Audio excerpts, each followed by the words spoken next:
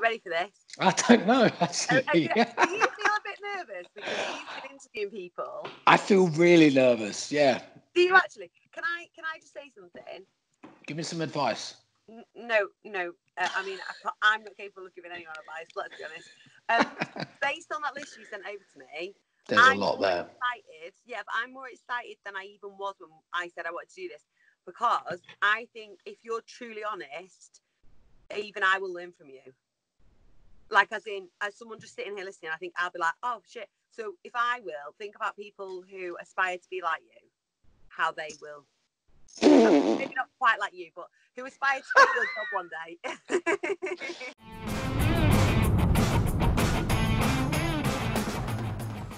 Right, should we do it? Let's do it. Hello and welcome. We got to work on this intro.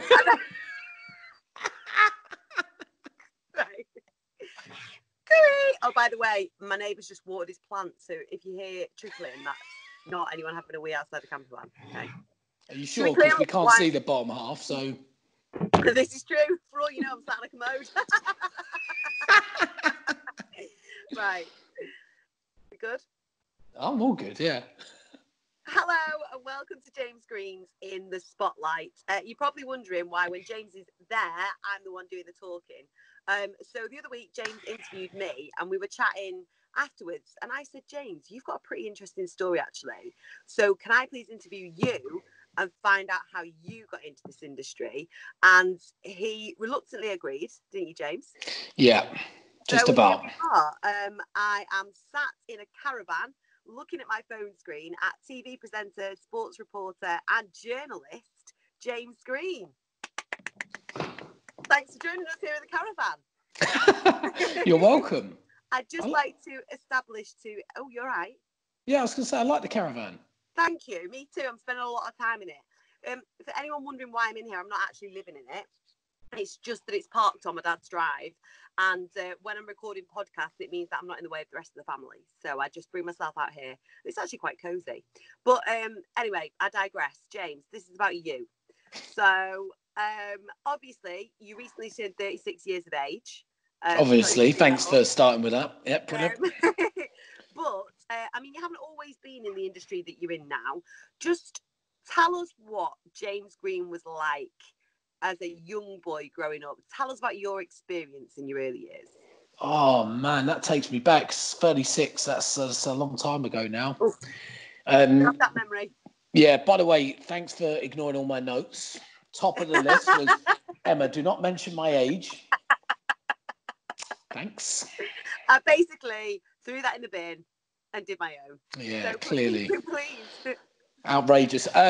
Me as a kid, oh my goodness me. So, I mean, I was an active kid. So if you ask my parents, what was I like growing up? I had a ball in front of me, just constantly playing all the time. I had to play. I had to be active. I was always on the street kicking balls through windows and getting in trouble for that. I was then given a basketball. Then I was just smashing that through windows. Then a rugby ball, which was a stupid idea because then I was kicking that through windows and over fences.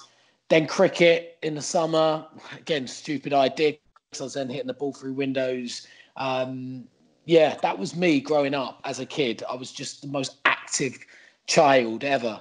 And I loved it. Loved life, loved primary school, those years, loved it. Loved any part of sport. So like 11 to 13, when I went to secondary school, you learn, you're playing all the sports. I was just in my element. It was like heaven. Loved it. Loved every bit about life. Did have these two big goofy teeth that stuck out.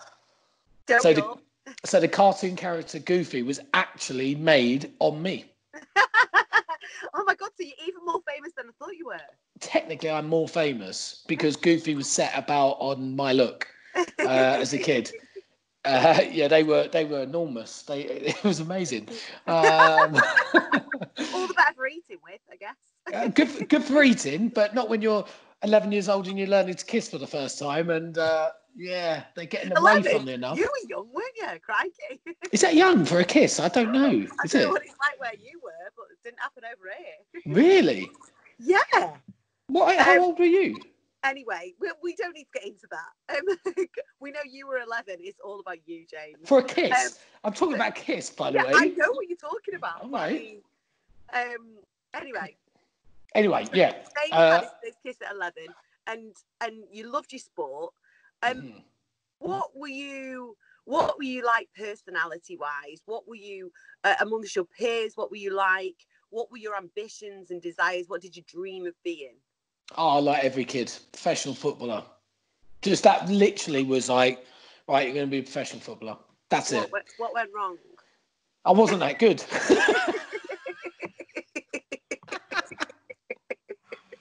It's one of the things in your mind, you think you're really good. And I wasn't bad, but I thought I was so much better than I was. But the one problem I had was I was scared. I was frightened. I was scared of like tackling in football. I was scared of tackling in rugby. Great when I had the ball in my hands, but so scared if someone was coming running at me. And that was this fear inside me was preventing me from getting to the next level. And I always say it was probably brought on by my parents. Now I love my parents. They're amazing. I'm so fortunate to have them in my life. They've been so great and supportive for everything I've done. But they didn't really give me good advice when it comes to like standing up for the best advice my mum ever gave me. Well, it's not the best advice, the worst advice my mum ever gave me. So when I think I must have been 12, I had my first pair of glasses.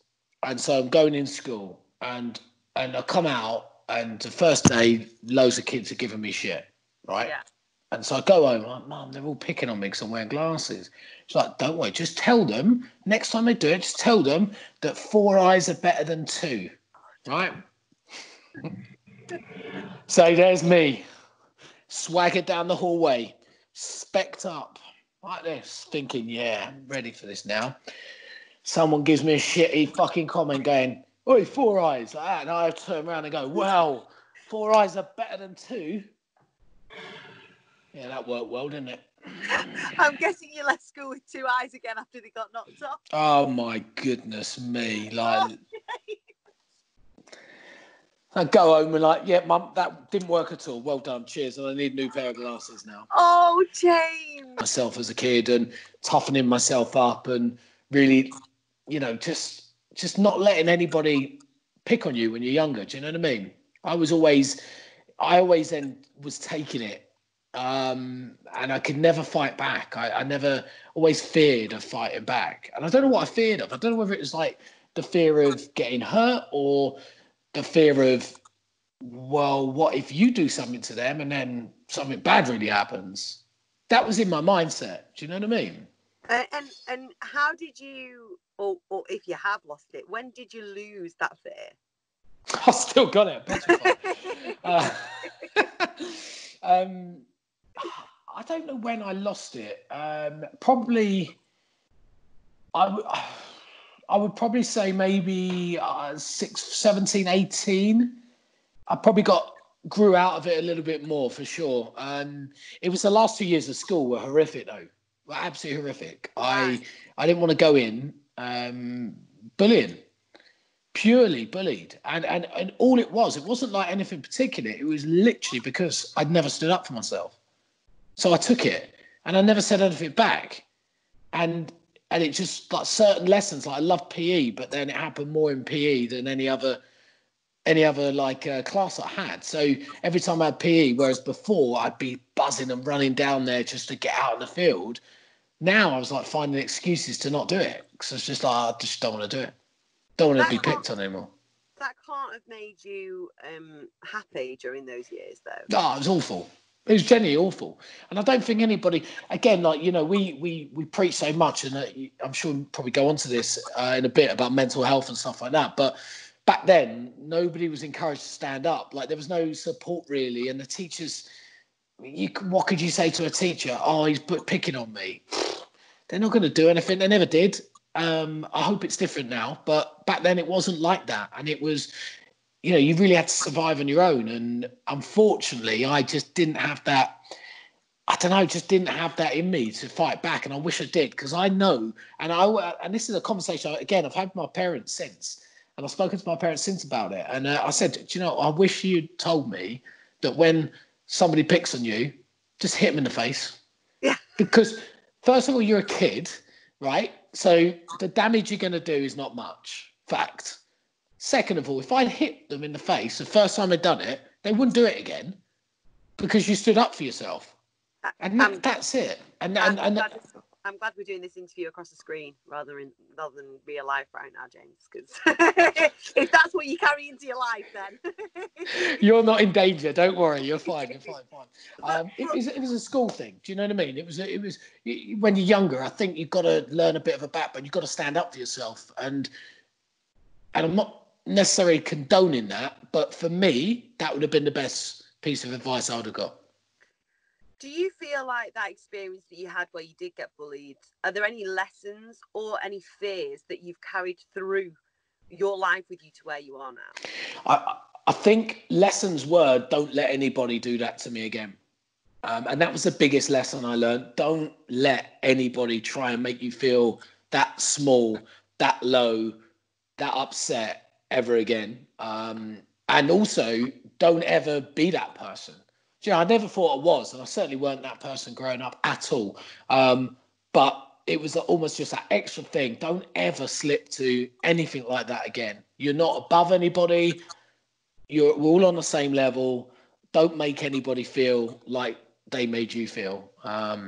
So I carried that forward. And like I said, I snapped out of it. And I think, do you know, honest to God, what it was that the main people who did it left school at 16 because...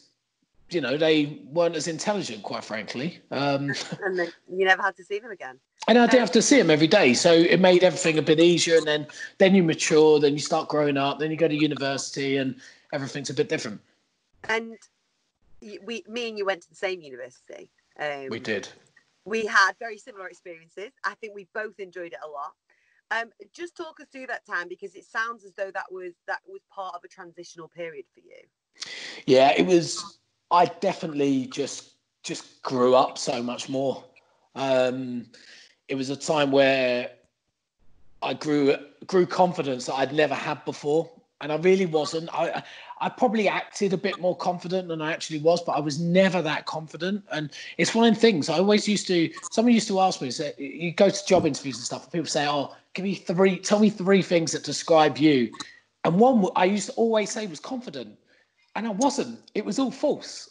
It was a complete false persona that I was putting on because I wasn't actually comfortable with who I was. I always thought that people wanted me to be someone different. I always compared myself to others, constantly comparing myself to others, whether it was as simple as, oh, he's better looking than me, or he's taller than me, or he's better at football than me. It was always like this comparison in my head, and it was like competition. But I was never had this inner confidence, but going to university and just kind of brand new environment, you're all again, it's like a level playing field. You know, you're all in the same position, aren't you? You go to university in first year, you're all deers in headlights, looking around going, oh, my goodness. And then you discover Lead Mill with 60p vodka Red Bulls, and life's amazing. So 60p vodka Red Bulls. I mean, this man's lived the dream. Lived the dream. But I mean, I think you're absolutely right, you know, about the whole confidence thing. I think so many people do that. It's a case of people going, you know, I'm just going to fake it till I make it. And actually, a lot of the most brash and outgoing personalities can be those people who are struggling with a lack of confidence. But you have never shied away from pushing the boundaries or testing yourself. Based on what I know of you, which is very little, I sense that you've always had this inner voice that encourages you to step outside of comfort zones. And on one of those occasions, on a few, but the first one was a reality show that was one of the very first ones that I watched and absolutely loved. So talk us through how you ended up on Shipwrecked, what the experience before that was like, and why you were on there. Well, fortunately, it was before YouTube was around, so you can't find any videos. And I'm so glad that people can't because, oh, my goodness me. Yeah, I mean, look, I talk about no confidence, and I really was low in confidence. And then, but there was something inside me that wanted to do more. There was always something inside me that said, right, I want to be successful. I want to get to where I want to get. And I wasn't sure where that was, and I wasn't sure what profession it was in, but I was like, I just want to achieve something, and I want to have life experiences. And I don't want to just, I'd never had this vision in my life that I would be, you know, in my 20s, 25 and own a house and have a full-time job and, you know, Monday to Friday, have my 4 or 5 weeks holiday a year. It wasn't me. I didn't ever want that. I didn't want that structure. I quite like the excitement of doing different things and what would happen. And then and then Shipwreck came around. So it's quite funny. I was watching the season before me. I was watching it on Channel 4, and I was watching it with an ex-girlfriend at the time. And she says, and at the end of it, it says, if you want to apply for next year, go to this website. Right? She says to me, I think you'll be perfect for Shipwrecks. You should apply.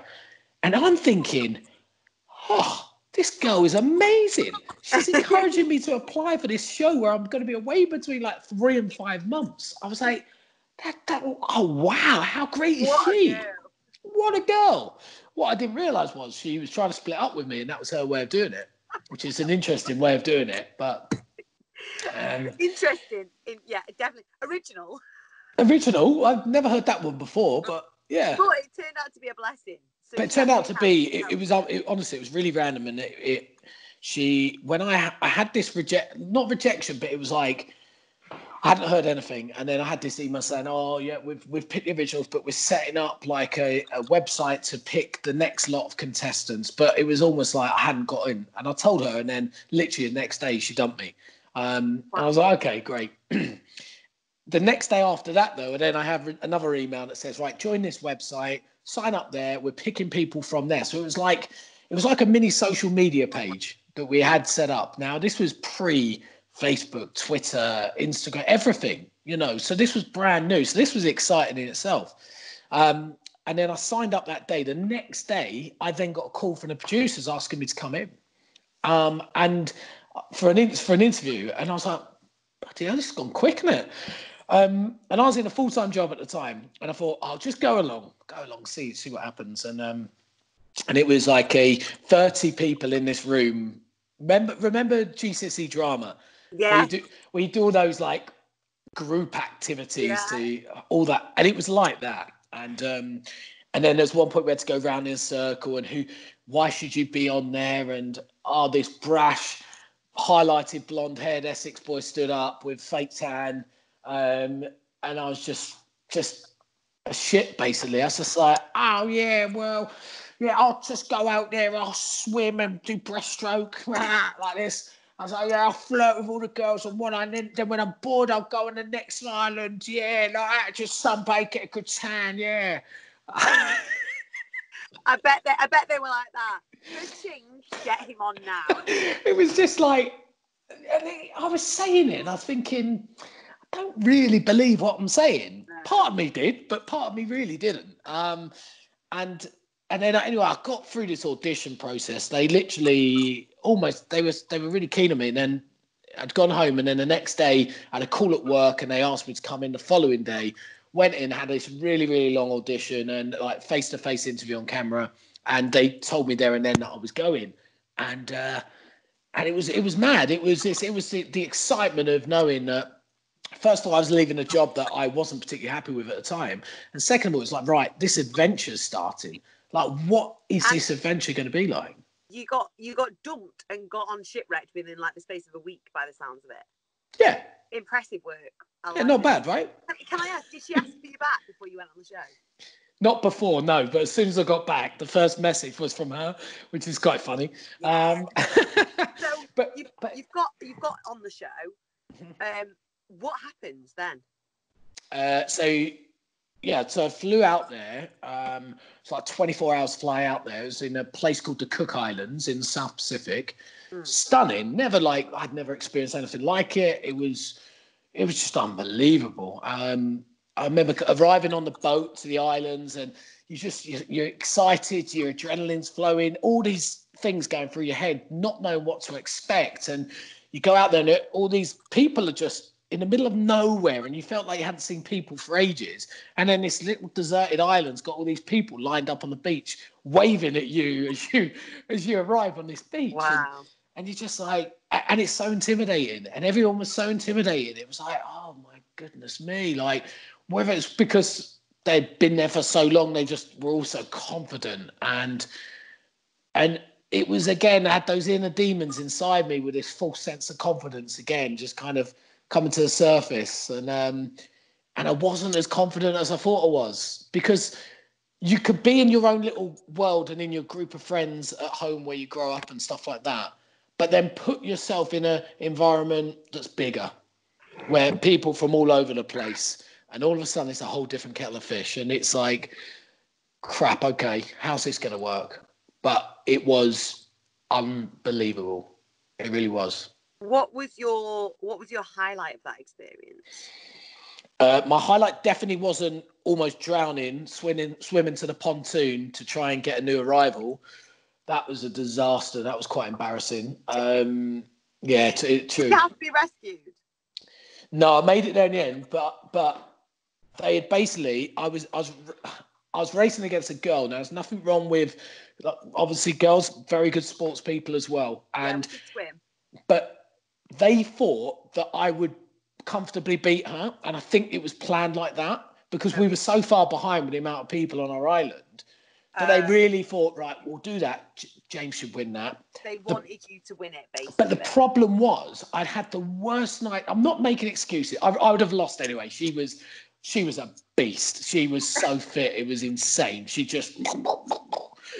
It was crazy. And I was still preparing my breaststroke, and it was just a disaster. But you had a bad night's sleep. That was why, wasn't it? What happens is, when a new arrival comes over, they don't ever sleep. So imagine you go into that environment. You're in the middle of a desert island.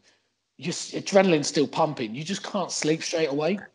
And I stupidly was sat next to, or sleeping next to a new arrival, and I just got no sleep, and I was so tired the next morning. And all of a sudden, I get a little whisper from one of the runners going, "Be prepared today. It's the pontoon race." And I'm like, oh, fuck. Why today? Why today? That is in your life. No, it was a bit of a disaster. But what did I love? Oh, look, I loved everything about it. I loved the fact that there was no like technology. There was no, you're not relying on anything like that. It was you're in this strange environment, and there's just a few people. Everything's broken down. All the barriers are broken down. You just got this human interaction, this content, and this contact with each other. And my biggest thing, I think, and it's the lesson I learned the most, was this little boy that was trying to be too confident.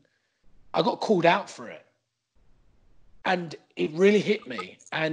But it hit me emotionally, but not because I was upset that somebody called me out on it. It was actually because, finally, I can actually, I am. Why am I doing this? And the question was, why are you doing it? Just be yourself. And after that, it was like, do you know what? I will be myself. And that's all that matters. And it doesn't matter that people don't always like you. That's okay.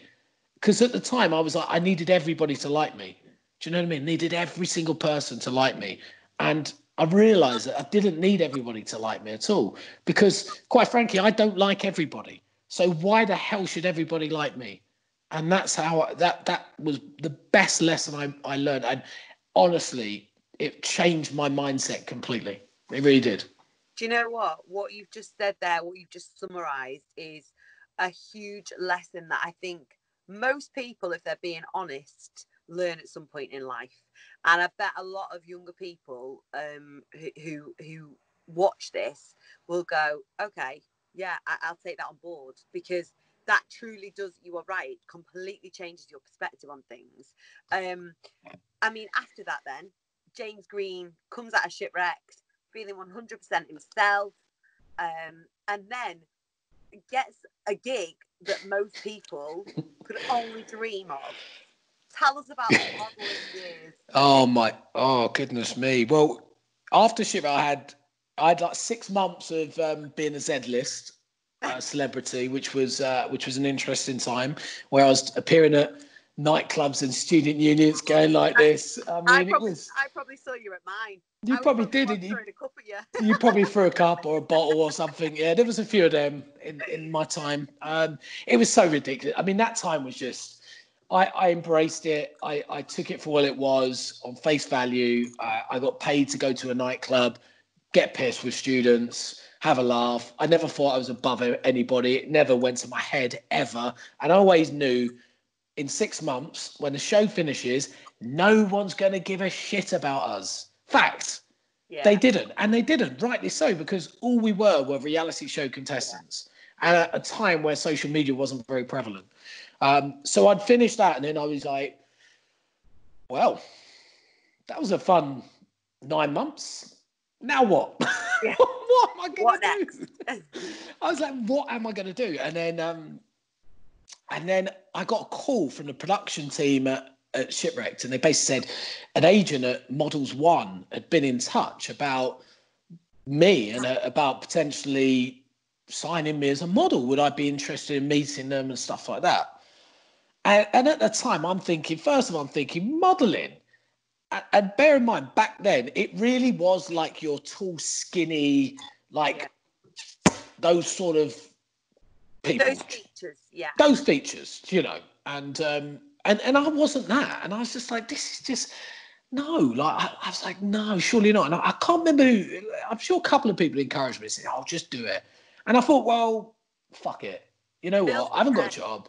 Just do it. Go there anyway. See what happens. And did a little test shoot, and the pictures looked all right, and they signed me. And Donna, who signed me, is a really good friend of mine still to this day.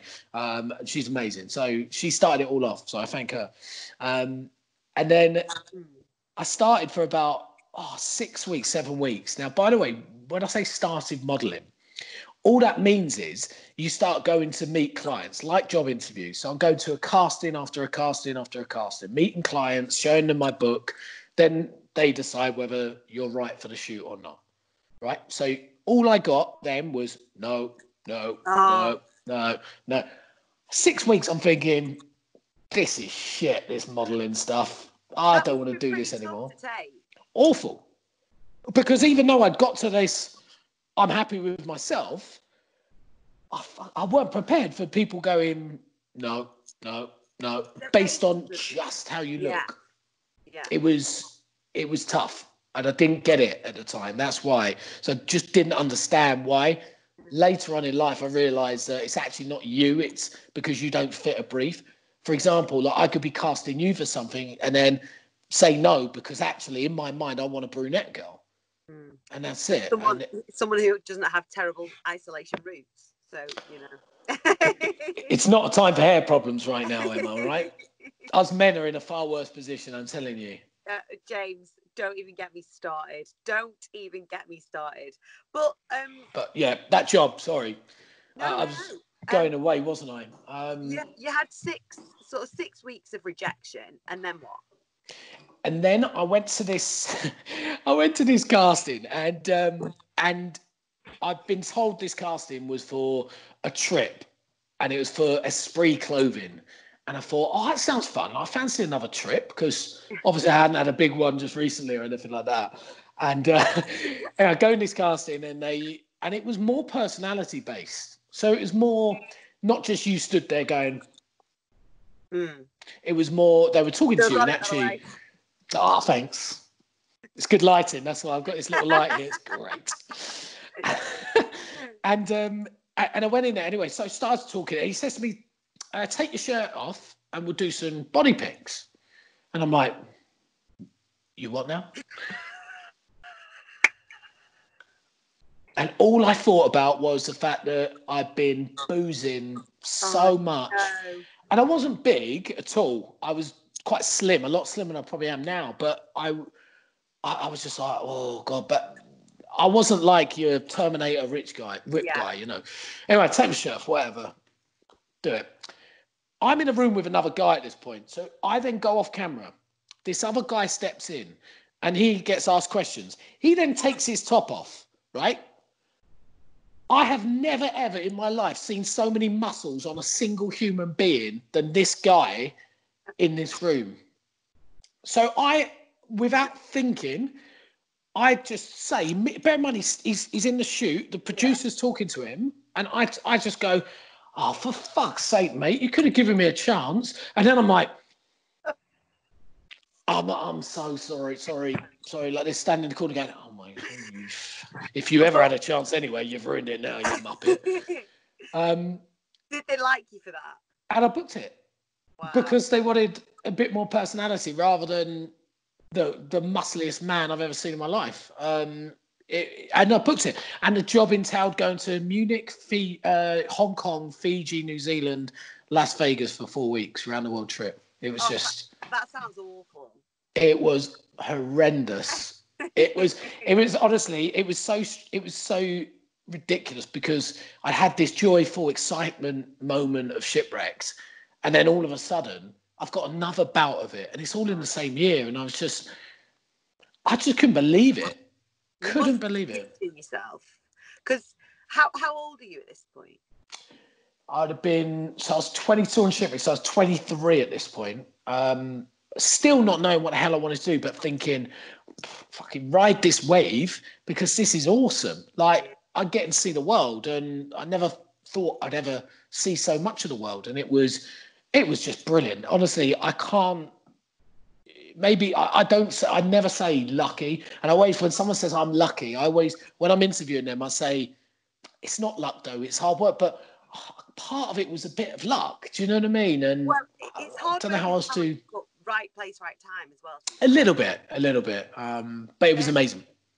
I mean, you say at that point you didn't know what you wanted to do. So at what point, because obviously now I know you for being a presenter and a reporter, when did you realise that's what you wanted to do and how did you go about that? Oh, that's a great question, Emma. I've been training you well, I have. Yes, you have. Oh dear. Well, so presenting wise, so after Shipwrecked, when I was doing the appearances, some of the appearances I was actually hosting some X Factor contestants. So I was basically doing a comparing. So I was going on stage and introducing the acts and filling a bit of time in between. And I realised I actually really enjoyed doing that. I got a bit of a buzz from it, and I felt like I was confident at doing it. And I really enjoyed it. And so that stuck with me in my head. And it wasn't for another couple of years before I actually did any presenting after that. In the midst of that, so it's funny, I did that trip around the world. When I came back, I was roofing. Roofing for like 50 quid a day. So I'd done this round the world trip and I come back 2 days later, I'm slaving on a roof for 50 quid trying to get some cash. It's all about variation, James. It is. Mix it up. Yeah. But yeah, so, and then in 2009, so about 25, I think, a friend of mine was working for a quite obscure casino channel on Sky. And she was in charge of casting. She said, look, do you want to come in and do a screen test? And I was like, yes. I was desperate for something more than just this modelling stuff. And went in and did this screen test, and it was brilliant. Loved it. Came alive. Camera on me. I thought, oh, this is great. And that was how I started. It was as simple as that. And I just got this love for doing it. Now, it wasn't the sexiest of channels or TV or anything like that, but it was live. And it gave me so much experience. And then it helped get me a little show reel put together. And then I was able to then do little jobs in between to keep me going. So, yeah. I mean, your avenue into this industry has been completely obscure, if we're being honest. It's been incredible and very obscure. And in amongst all of that, you moved to LA for a period of time. Yeah. Oh, God. We might have to do a two-parter here because I know. I'm looking at the time going, bloody hell, God. But it's like you've lived 3 different lives, and it's so interesting. So what was the LA bit? Why were you there? So the LA bit. So 2009, 2010, my agency had got this briefing. It's something to do with the World Cup. It was a very different briefing I'd seen in South Africa. And it was this show they were producing. And it was this football fan, the best experience a football fan can get. Come, send yourself tape in, and then you do an audition. Now I'm thinking, this sounds bloody amazing. Yeah. So I was like, I did a video. next thing I get a call going, right, they really like you. Can you come in for an audition? And I'm thinking, well, this all rings a bell, doesn't it? Shipwreck Part 2. Shipwreck Part 2. And I went in and did an audition, and I had 2 days of auditioning. And the first day was my birthday. I think it was my birthday the first day or the second day. And I think that I went out that night, and I shouldn't have done because I knew I had this audition the next day, and I thought, just don't do it. But I was too young, too much wanted to enjoy my birthday, and had too many plans. So I had a proper 12-hour session, and then turned up for the audition, and I am still hammered.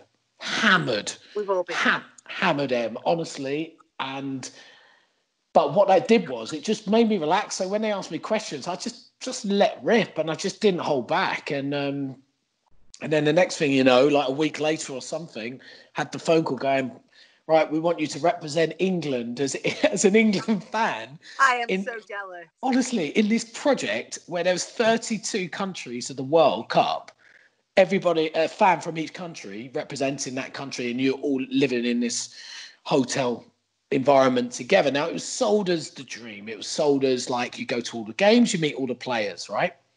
Turn up, called into a meeting before it's even started. First thing they said, right, we've had to up the security because where we're staying, there was a shooting outside on the road like a week ago. And I'm thinking, where am I? What am I doing here? Then the next thing they said was, yeah, there'll be cameras on you a lot, but we've also increased more security around you because we you know, when this goes out there, everybody's going to know who you are. And I was like, what? Because I didn't sign up for that. And this is probably strange for people to understand because I've been on a reality show and I'm now at this point about to potentially do another one. But I didn't want to be, I had no urge to be famous. My urge was to experience stuff in life, and that was it. I didn't want that. And so I was just thinking, what on earth is this? Didn't really want to do it. But fortunately, it didn't go like that, which was great. But they put cameras everywhere in this hotel, and we barely ever left the hotel and watched all the games there. Now, it was an amazing experience, sponsored by Budweiser. So I drank so much. Yeah. Honestly, if you'd pour blood out of me, you could have got pissed off it. So basically, you continued the birthday celebrations over there. Yeah, the birthday celebration didn't stop. And we really did just get hammered literally every day. I think I had 5 bottles of Bud one day, which was the least I had in 5 or 6 weeks. Wow. Just there's nothing to do. There's like, what do you do? There's a game at like midday or 1 o'clock, and it's like, I think most people would refer to that as living the dream, James. That was the dream. It was wicked, and it was so much fun. And the episodes are actually on YouTube, and it was a lot of fun. And it was, you know, I met people from walks of life that I would have never ever have met, and we still talk to this day, 10 years on. It's amazing. The people made it. It was an incredible show. But the reason I moved to LA afterwards was because I'd met a girl on the show, and it wasn't a showmance, but it was a holiday romance, it felt like. But I got back and I thought, this doesn't feel like, I don't think I'm done with that yet. I don't think that's I don't think that's all. I think there's more to this. And she lived in LA. And so I got back and I packed my bags, booked a ticket, and just went. Wow. Just went, fuck it, pressed the fuck it button and went, right, that's it, I'm going. And moved over there? Moved over there, managed to get a modelling visa. So I had a 3-year visa and moved to LA and had an interesting relationship for 2 years, and but had an amazing time in LA. Then came back. And then came back. But what was your experience? What did you do in LA? Like, what was your job? What was life like over there? So I'd gone to LA. So at this point, obviously, I was modelling, but I was then starting to have this urge about presenting. It was really like at the forefront of my mind was I want to be presenting. And I actually thought, this is a great opportunity. This is America. They loved the English at this point. The English were like, they were just like the number one. It was like anyone with an English accent, in you come. So I thought, this is going to be great. Wasn't as easy as that. It was such hard graft. It wasn't straightforward. Did I hustle as much? I certainly tried. But if I had the drive I had now, back then it would have been, I think I'd have possibly achieved what I wanted to achieve. But I had other distractions going on. Started playing football again over there, which became my biggest distraction. I'll tell you a funny story, though. I'll tell you one story. And when people ask me about my time in LA, I always tell them this story, and it's a true Hollywood story. So I've been in LA for a week, and a friend of mine who I'd met on this show, camera guy, he lived in LA, and he said to me, "Do you fancy playing football tonight?" And I was like, oh, "Yeah, absolutely, yeah. Like, just want to meet people, you know." And he went, "Okay, right, I'll pick you up at 5:30. Just to let you know, we're playing football at Robbie Williams' house." Shut up. So I'm just like, obviously it took me like a second to just press, and then I pressed it wrong, yes, because I spelled it wrong because I was so excited, and I had to send it again.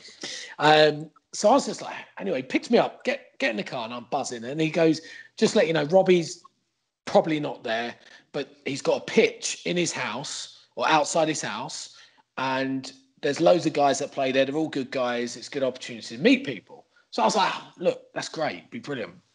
Anyway, we get there. We're an hour early. Got the time wrong. And we go up. It's at Mulholland Drive, which is this really like swanky drive in LA in the hills, massive houses. And all of a sudden we pull in and see some floodlights, and there's this pitch in the drive of his house. And I'm just like, this is ridiculous. Anyway, get out of the car. We walk in the gate to the pitch. Walk in, and all I hear is, "All right, Hilton." That's my mate's name. And then he goes, "All right, Rob, look up." And stood there is Robbie Williams. No lie. And he walks towards us. My mate introduces. He's the nicest guy ever. Starts like chatting like this. Really nice. Asking about why I'm here, like in LA and all this stuff. It was great.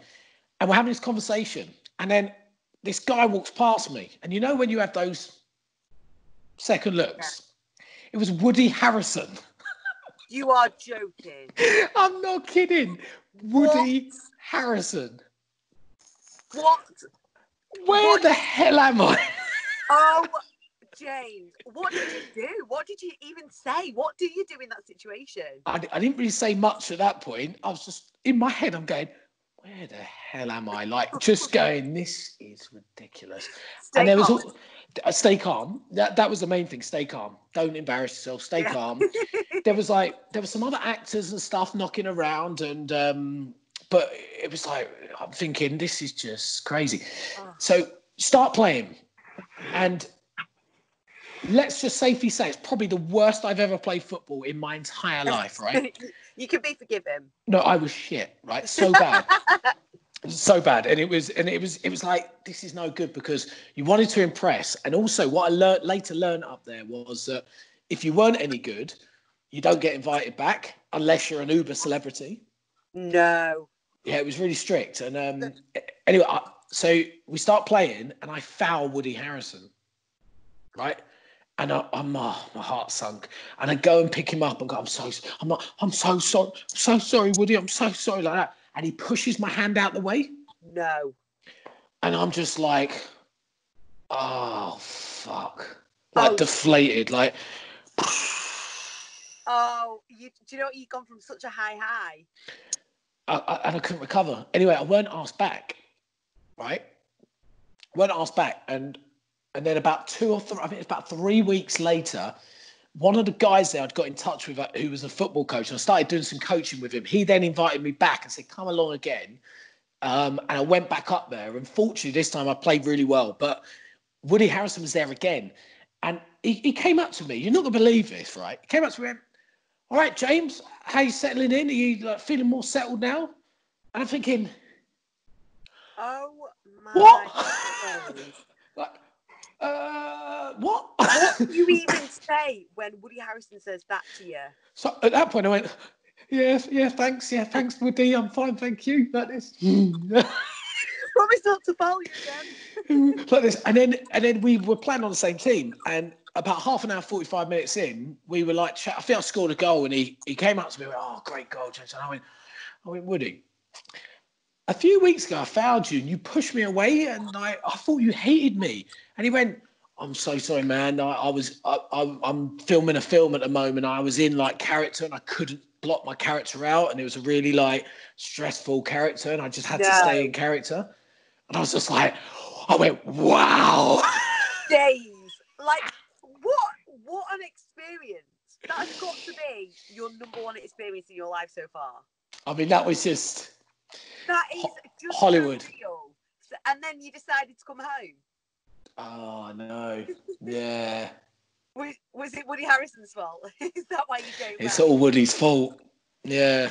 But I mean, you had this obviously amazing experience in LA where you did so much, and then you wind up back in England, and then what? So yeah, what was it? 2 years. I found an elaborate way of splitting up my girlfriend in LA at the time by basically packing my bags and moving back, because I was so scared to actually tell her the truth. Can I ask a question? Is she still looking for you now? It wouldn't surprise me. Let's just say that it wouldn't surprise me. Well, we're glad that you're home safe and well. Yeah. I hope she's well. No hard feelings. Yeah. Anyway. I feel like I want to ask more questions, but that's definitely another episode. That's definitely another episode. James' yeah. love life. That can be part 2. Oh, goodness me. Yeah. Let's not go there. That's a bad idea. So you're in England. You've left LA. Yes. What's the next step for James Green? So what was that? So it lasted 2 years. So 2012, back in England, after all these experiences, I had to go back and live with my parents, right? So I've been living in LA. I've been jetting around the world doing all this stuff. I mean, I was doing shoots in Las Vegas, and I then come back home and move in with mum and dad. And on the first day I moved in, my dad stopped me in the hallway and said, "James, you know the rules. There are 2 pairs of shoes in the hallway, and you only allow 1 pair of shoes," like this. And I literally just melted to the floor, went, "Oh my God, I can't do this." That's amazing. This is amazing. I love it. Do you know what? There's nothing like having some parents to ground you. Oh my, it proper grounded me. Back down to earth. And I was like, right, need to move out, and moved into London. Then I think at that point I was back modelling, and then I was back working for that casino channel for a bit. And then got a presenting job. So you'll love this one, for foxybingo.com. Yes, Foxy Bingo. You'd be good on Foxy Bingo. You sound like Foxy. Foxy's a bloke. No, not in the bloke way, but the accent way. It's not the first time I've been told that, James. I'm worse. Anyway, I'll get you out of that awkward moment. Carry on.